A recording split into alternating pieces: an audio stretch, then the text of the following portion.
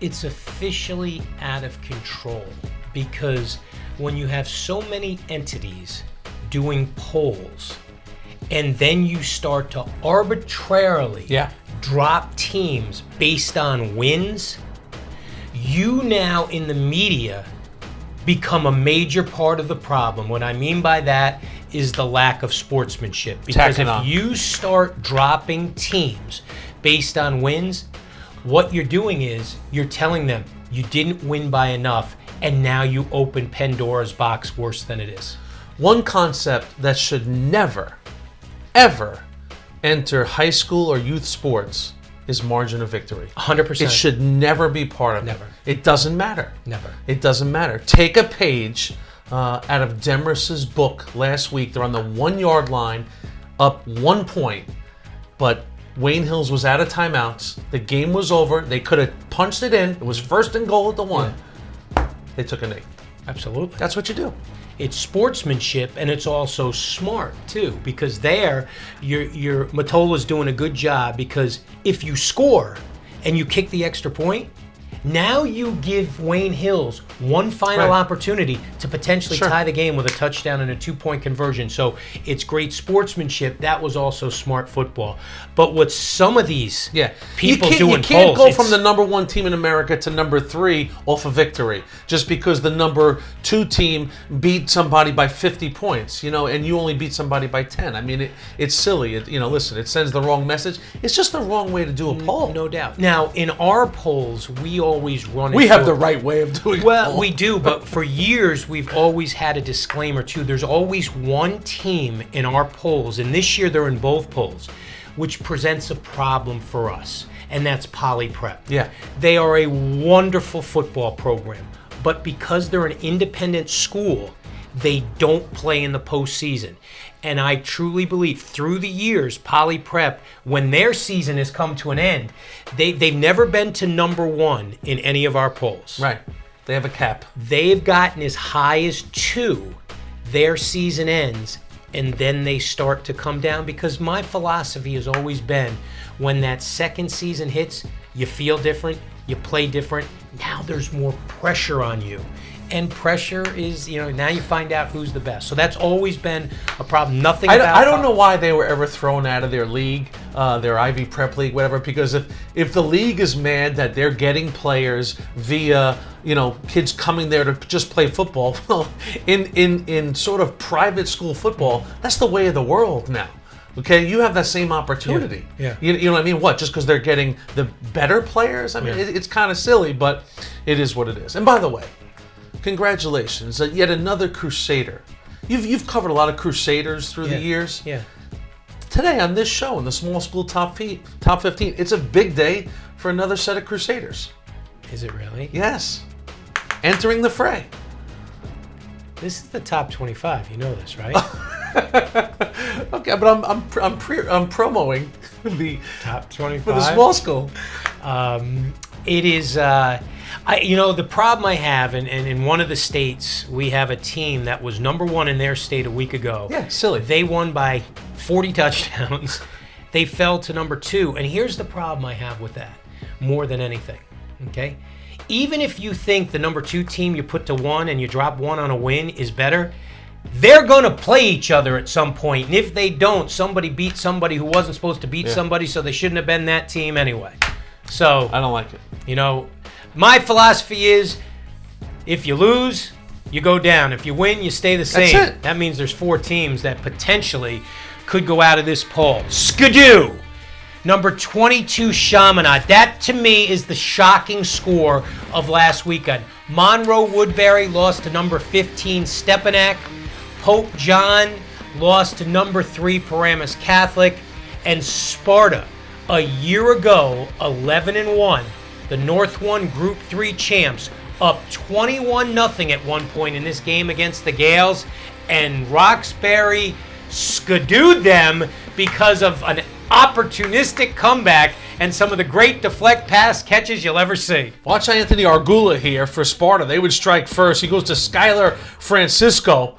He would score. The extra point was no good, so it's 6-0 Sparta. Sparta looks solid early in this game, sticking to the air attack.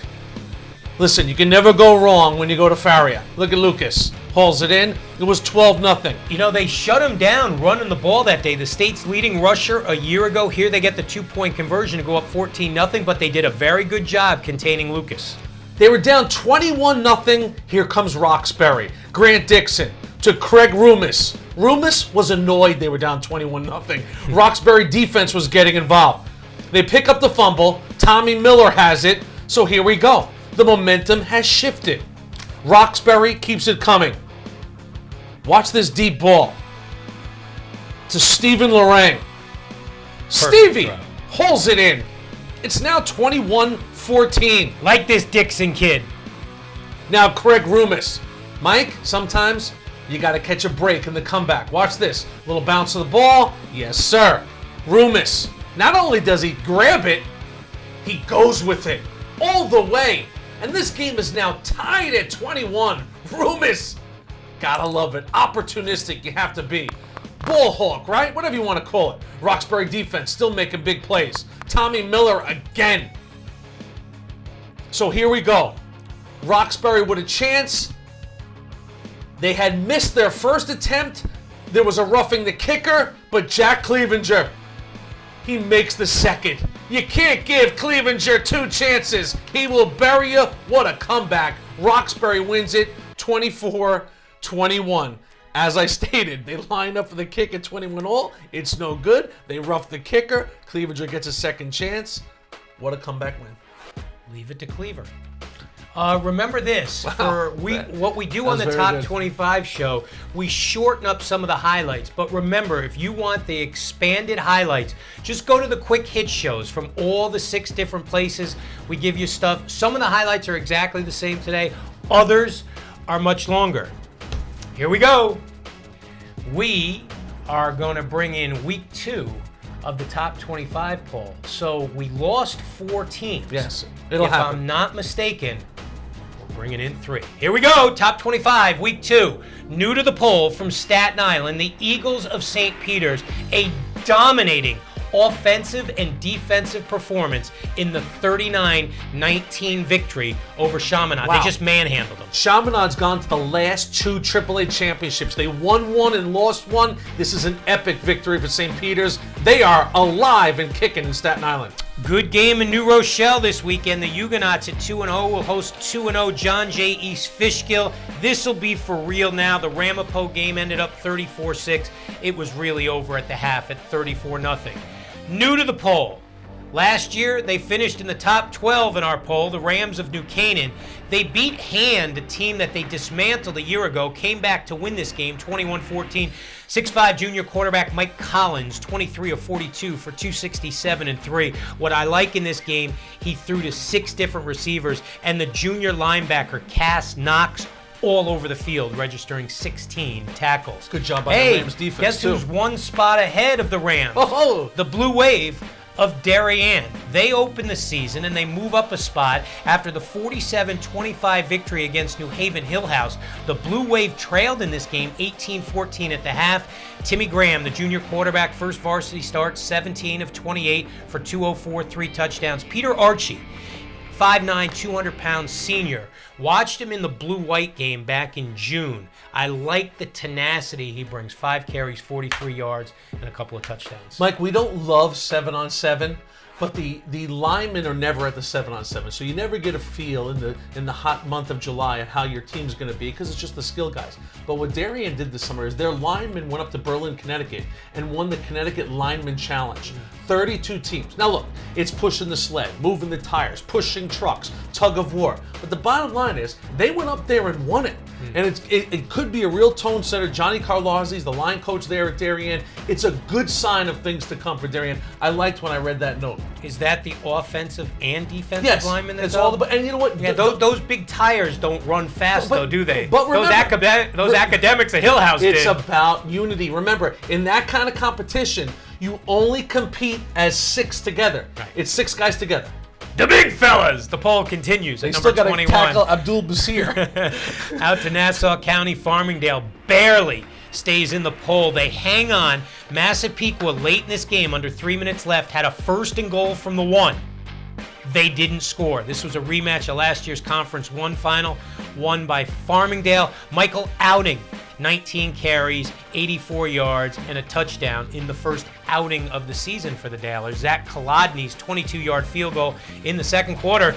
That was the difference. No surprise there. Zach was money a year ago in the Nassau Final. Walk-off. At number 20, Fairfield Prep. They got into a shootout with a surprising Stanford High team. Jalen Brown, the Black Knights quarterback, threw 5 touchdowns. Colton Smith, the very talented Jesuit quarterback, ran for 168 yards and 3 scores, threw for 2 scores, and 164. This team better find a way to play some defense. Otherwise, they're not going back to the Double L championship. Here's one of the few bad pitches Brown made in the game. Early on, John Snupkowski comes up with the interception, and this was about the only defense played at Fairfield Ludlow on this night last Friday night. Ooh, second quarter, on. yeah, it's a good move to get in. Prep up 14-7, second quarter. Brown, no trouble here. Those are one of his 5 touchdowns that he threw. Black Knights tied at 14. Next possession, Colton Smith going to Fordham next year, 65-yard touchdown.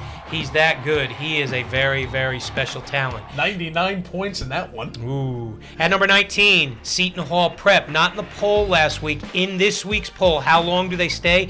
We'll find out. They host St. Peter's Prep on Saturday. They beat Columbia 35-6. I do like this junior quarterback, Zach Keller, 9 of 13, $175, and 2 scores in the 4-touchdown victory. At number 18, making the biggest drop in this week's poll, the Mounties of Montclair, falling 14 spots after a 29-14 loss to Pascack Valley, which saw the Mounties' state-best 24-game win streak come to an end. They better fix it fast. They host a very good Union City team Saturday. At number 17, Johnny Quinn's Minutemen of Elizabeth, after a 5-5 year a year ago, after the 11-0 state championship season, are back, beat a good Watchung Hills team 51-21. Senior quarterback Tyree Gutierrez, he's special, 310 total yards and 4 touchdowns. He's got weapons. Jamin Muse, 6'4 sophomore, going to take the swing from TG and then do the rest. Quinn thinks this guy is the next great one from the Elizabeth program. Second quarter, Watchung Hill's going to answer Benny Gomes, and all of a sudden, just like that, the 10-0 lead is down to 10-7. Marquise Leak, burner. Leak, special. 66-yard touchdown, also added a 5-yarder. That's a pretty good move. Oh, man, that is a next-level move right there. And then Gutierrez going to throw it. It's all in the first half. Going up top to Davon Williams. He did not miss on this night, did Tyree Gutierrez. He was 5 for 5 for 158. He also ran for 158. And you like the look of Elizabeth, Mike. Last year, okay, John Quinn's team started 0-4. Yep. Okay, then they'd rip off 5 of 6 and finish at 5-5. It put a fire in their belly. Sure did. In the offseason. And 37 points in the first half of this game kind of shows they're coming in with a sense of purpose. They are. They're going to be fun. Phillipsburg, they play them later in the year. The State Liners check in at number 16. They move up 8 spots in this week's poll after they beat Union 48-6. No surprise. Joe Masso, 17 for 142 and 2 touchdowns on the ground. They host Bridgewater Raritan, who beat Hunterdon Central this weekend, so that's a fun game in New Jersey. At number 15, Stepinac. The revenge tour continues. They beat Monroe Woodbury, a team that embarrassed them a couple years ago. This time they win at 28-10. They hold the Crusaders to 107 yards of total offense, and that dual quarterback threat worked again for O'Connell. You love Brandon Coleman right there. 2-yard TD run, made 7-0. Monroe Woodbury made it 7-3, but then Tyquell Fields, this is quarterback number 2, to Andrew Genot. 14-yard TD pass. It was 14-3. It was all Stepinac. Daniel Negron from 1 yard out. It was 21-3. Then Brandon Coleman. Then, look at Coleman go. 18-yard touchdown run makes it 28-3. As Bernie Connolly of Monroe Woodbury said, we could have had Jim Brown. We would have not won this game. Little State of the Union. Do they say 10 Hut in was that Navy Army? or Army? I'm sorry. Was that Army I gave? It was the only military thing I could think of at the time. State of the Union from Mike O'Donnell and Stepinac. You get a little feel that maybe their time has arrived. You know, Coach O'Donnell, one of the good guys in the business. Yep. 27 years at the helm. He's a Crusader through and through. Listen, we know they've won 3 titles in their history, 95, 07, 2010, all AA. They went to the AAA championship a couple years ago for their first time. They have speed and they have a little snarl, Mike. This could be the year. You called it the revenge tour. October 4th, they have Iona Prep. Okay, the Revenge Tour starts October 17th, St. Anthony's. Yeah, that's going to be a lot of fun under the lights in South Huntington. Speaking of the Friars, one spot ahead of the Crusaders, making a big tumble, falling 3 spots after they go to Pennsylvania and play Father Judge. The run defense, not good. Judge ran all over them, mixed some pass in there, but Judge could not stop the Friars either. Jordan Gowans, 37 carries, 243 yards, and 3 scores. They fall to 1-1. They go to Monsignor Farrell Friday night. Never an easy ride from South Huntington out to Staten Island.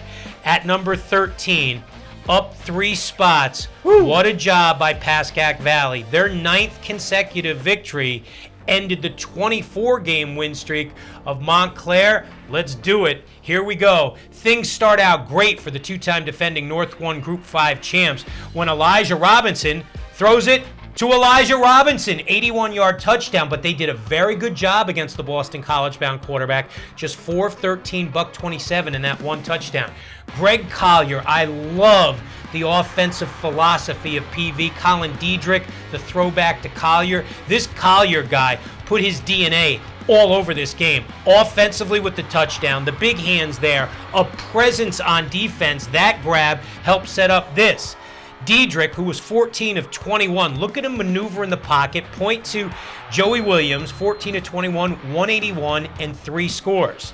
Rocco Swadek, part of the heart and soul of this football team with Georgie Cortez, 13 carries, 32 tough yards, and 2 touchdowns. And then it's Williams again. Wow. Jim had just 2 catches, but they're both for touchdowns. That's pretty good. Eye-opening victory for Pascack Valley a year after winning a state title. Who was in their way?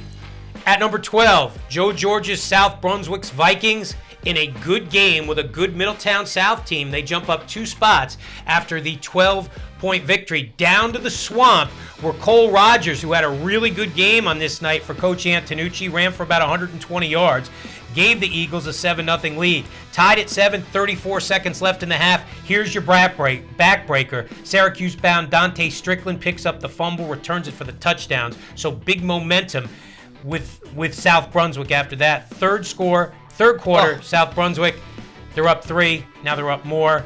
Strickland 13 for 139 and 2 touchdowns, 36-24. One-man wrecking crew, number 3 for South Brunswick. He is worth the price of admission. Guess who they're going to play in a few weeks? Their buddies from Piscataway. Both teams a year ago, 7-4. Much better this year. Danny Higgins guys check in at number 11. Go to Monroe Friday night. Going to be a good game.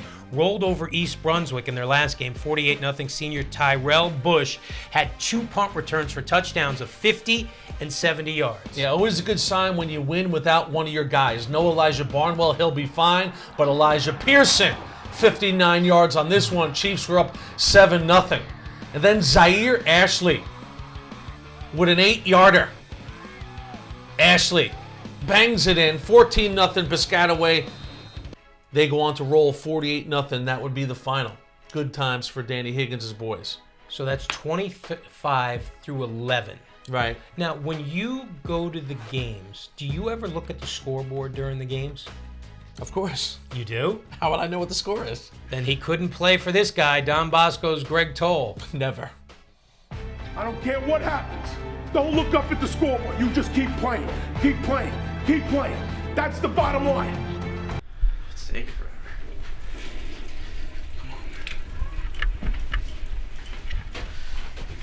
Come on. Nice try, guys. Better luck next year.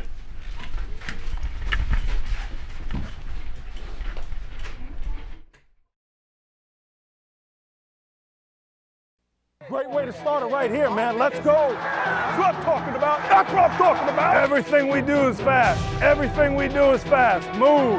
Back out, Miles. Run with it, Miles. Yeah. Yeah. Yeah. Cover it. Hey, we're just getting warmed up. Come on, Scooter. Woo! I got to say, in the last 25 years, Rich Hanshin is as much a part of the fabric of what we've done as any coach in the Tri-State.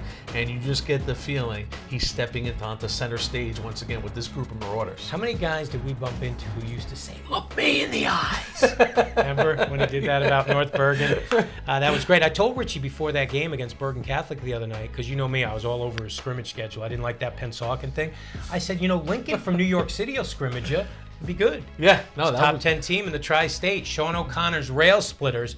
They host boys and girls Friday night in Coney Island. They rolled over Campus Magnet last weekend, 55-16.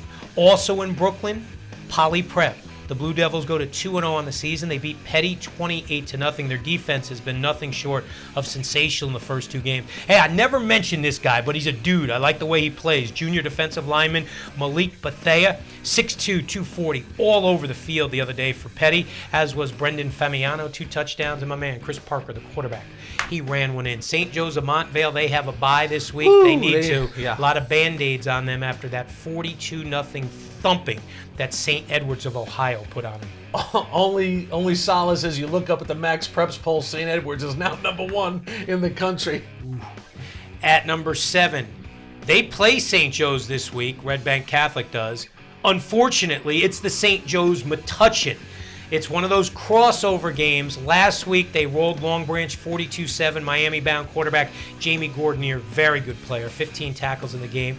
Tommy Spernall, he carried the ball 11 times, 111 yards, 2 touchdowns, had a touchdown reception, had an interception for a touchdown, blah, blah, blah, blah, blah. They win another game down the shore. At number 6, Bergen Catholic. The Crusaders fall one spot after that 49-20. They have to win. This is a must-win game as they go to Arkansas this weekend. Bentonville cannot be 1-2 the next time we see them. No. They have to be 0-3. Yep.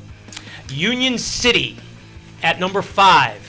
Wilbur Valdez's guys jump up from 8 to 5. Some movement in the poll. They had a bye last week after that good second-half victory they had against Seton Hall Prep.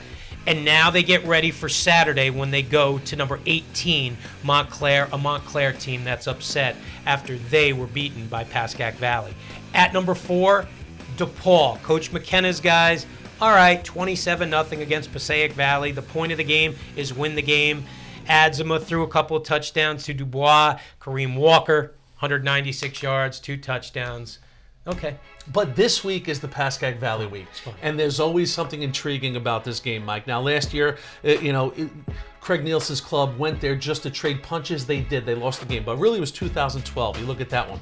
DePaul in that year had lost to Bergen and Bosco, Paramus Catholic, St. Joe's. They had beaten Paramus 33-0. They beat Winn Valley 42-0. They beat Otapan 46-0. Then they played Pascack Valley, and they lost 33-28. It was one of those epic victories for Pascack Valley. It's just 2 years ago.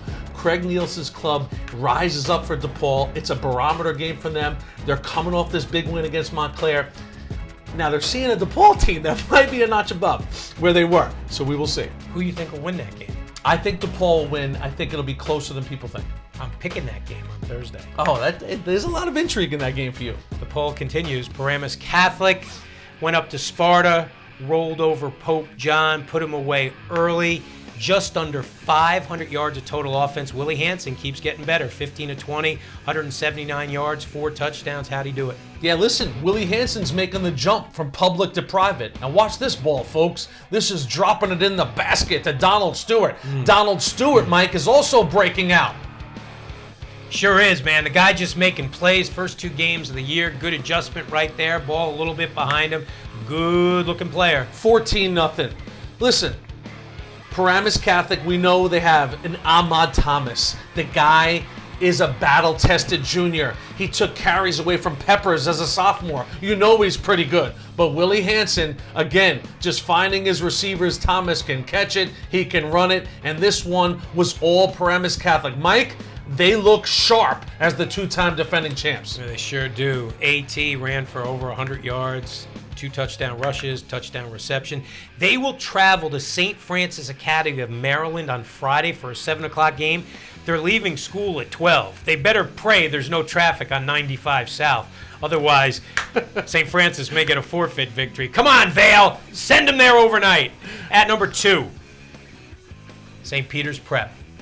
They go to Seton Hall Prep this weekend after absolutely dismantling Bergen Catholic, Brandon Wimbush, in one of the great quarterback performances we've ever seen, 19 of 24, 331 yards and 5 touchdowns, also ran for a score, and another 76 yards.